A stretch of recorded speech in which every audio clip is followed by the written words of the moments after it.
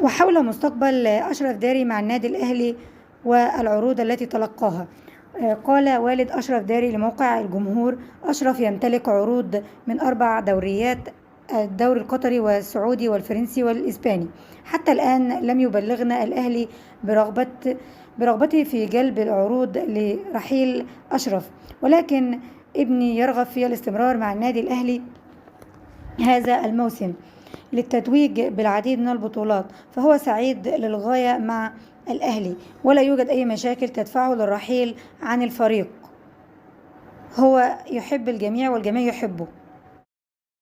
وعن مستوى النادي الأهلي تلقى إشادة من لاعب منتخب البرازيل السابق ونجم انتر ميلان أليساندرو مانسيني، وقال بأنه: لا أتابع الكرة المصرية ولكن شاهدت أداء الأهلي بالمونديال الأندية 2025. الأهلي فريق مثير للاهتمام ولديه ديناميكية سريعة في اللعب، وهذا يعكس إيجابية